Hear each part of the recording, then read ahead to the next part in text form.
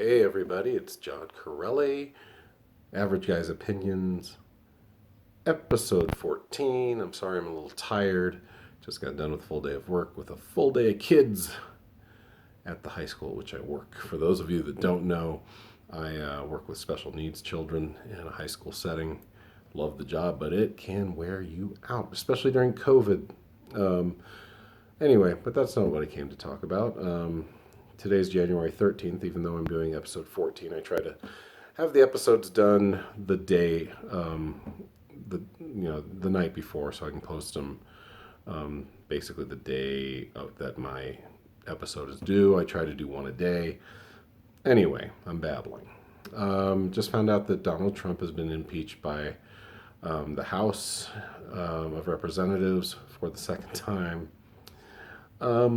Let's talk about it a little bit. Well, for one thing, he has set a dubious record for presidents. Very few were impeached in the first place.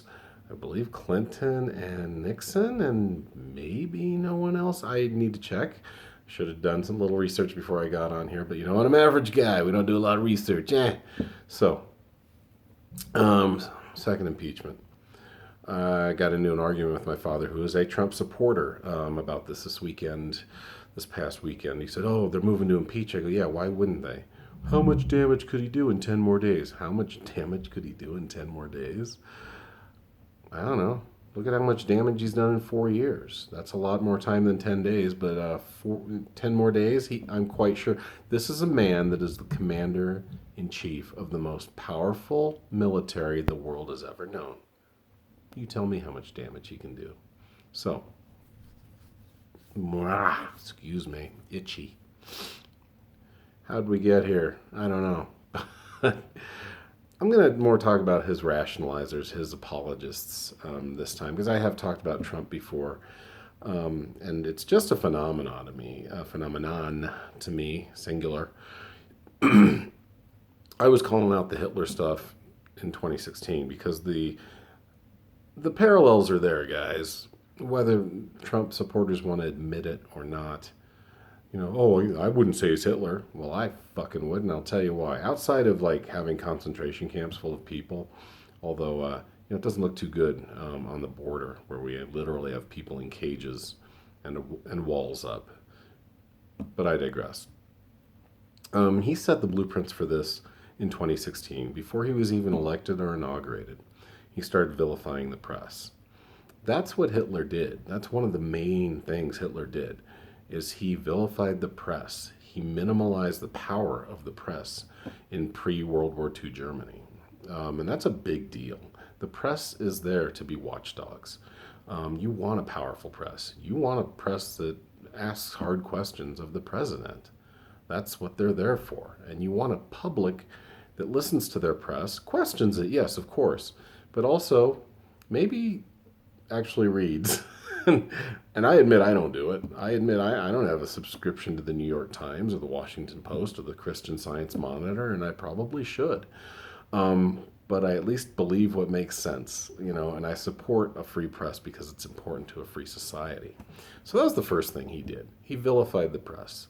He came up with the term alternative facts. A lot of us forget these things. They're 4.5 years into our past, into our psyche. And at this point in our lives, typical American has so much going into their brain through this thing, this phone right here, unlimited amounts of information, a lot of it useless, that we just have forgotten a lot of the horrible things he's said and done. And those weren't necessarily horrible things, but when you come up with alternative facts and sell that to a large group of people so it gets you elected, that's dangerous.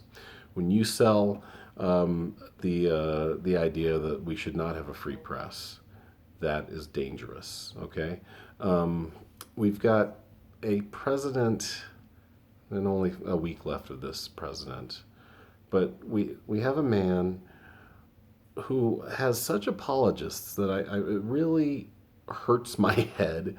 We the entire 8 years that Clinton was in office, I heard him called a draft dodger so many times. He took his college deferment. I think it was a little fishy as far as him being an ROTC or something, but he went to college. That was a bailout back in Vietnam. That was perfectly okay to do. So Trump did not do a college deferment. He did other deferments, which I have not read up on. But he also said he had a bad foot, okay, and that he could not do Vietnam, could not get drafted for Vietnam, okay. So if you're gonna have one guy be a college or a draft dodger, Jesus Christ, sorry, the other guy's a draft dodger, and frankly, I think Trump is worse. He dodged it 5 times.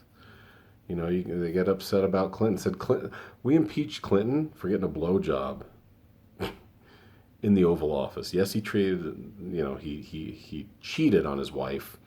Yes, he besmirched the White House and what it is to be a president.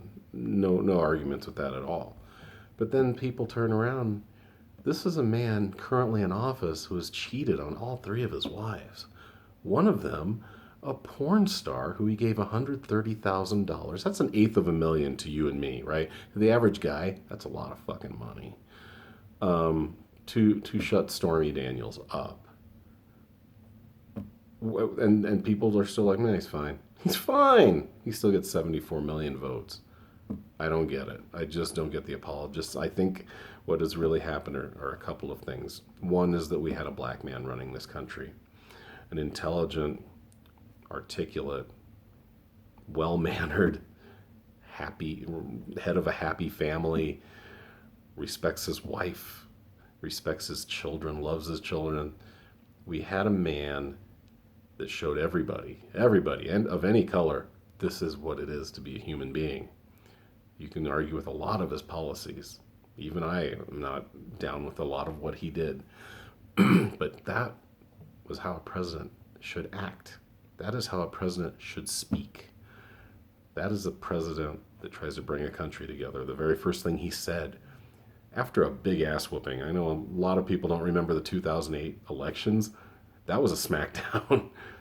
The Democrats got the House, the Senate, and the presidency all back in one election because that's how bad George Bush was. Another thing, that leads me to another thing. People calling Obama a divider versus Trump? Are you fucking kidding me? Where are you getting this? When we have a president that tells racists in Charlottesville that they have a point, it's one thing to say they have a right to march and have a right to peaceably assemble. They absolutely do. As misguided and as fucked up as they are, they do. But for Trump to say, oh, well, they have a point. No, they don't have any fucking point. They're racists. They're horrible people. And their viewpoints are screwed up. They don't have a point. That's like the Hitler apologists also saying, oh, well, Hitler had some good ideas. No, he didn't. You actually look back on a lot of the stuff that he claimed to have done or people claimed he did. He did not build the Autobahn. He improved the Autobahn, admittedly.